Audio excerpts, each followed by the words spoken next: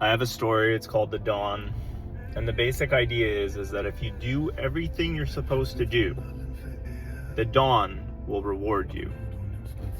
So one of the students of the dawn goes into his office to ask him for something. And one of the other mafia members just absolutely destroys him and says, "Why would you ask?" And he says, "Well, how would he know?" And he says, "Of course the dawn knows. The fact that you asked questions the dawn. That for some reason, if you do what you're supposed to do, you will not be rewarded." You're essentially saying that the dawn is someone to either not be trusted or that the dawn is uncaring. And he says, all you have to do is the things that we need you to do, and the family will reward you. And the idea of the dawn is very similar to that of God, the universe, however way you want to look at it, is that, is the universe fruitful? Is the universe listening?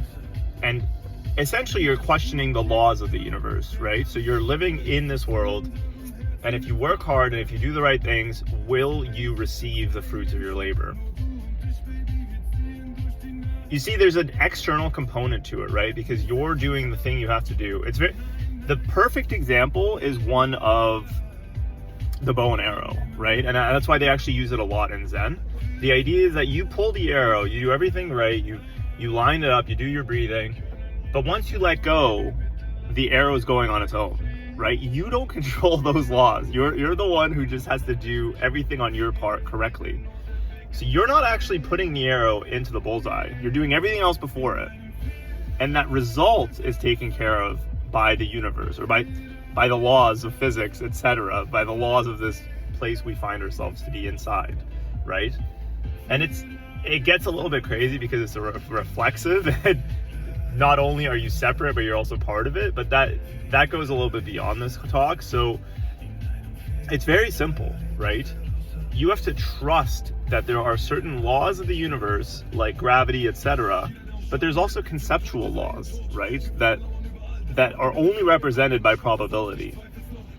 So the idea is that if you do the right things, will the outcome correlate to it, right? Is there a congruency to that, to what you do and the outcome itself?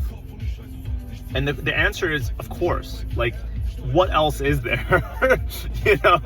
There is no other thing that we know of other than that congruency. Is there some crazy, like, God that is playing a hand in this world? We don't know. From everything we've seen, no, there isn't. Do you know what I mean? There's no one else listening to your thoughts except for you. It's just you. You are alone, and you're doing these things, and you do them right, and you're operating within the laws of this world.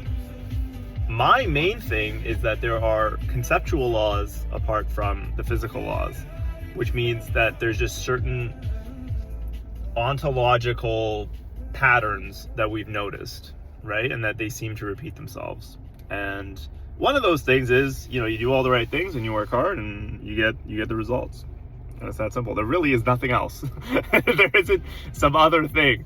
Now, there are other beings on this planet that are also doing what they want to do, and there's biases and they might get in the way, and you have enemies, etc.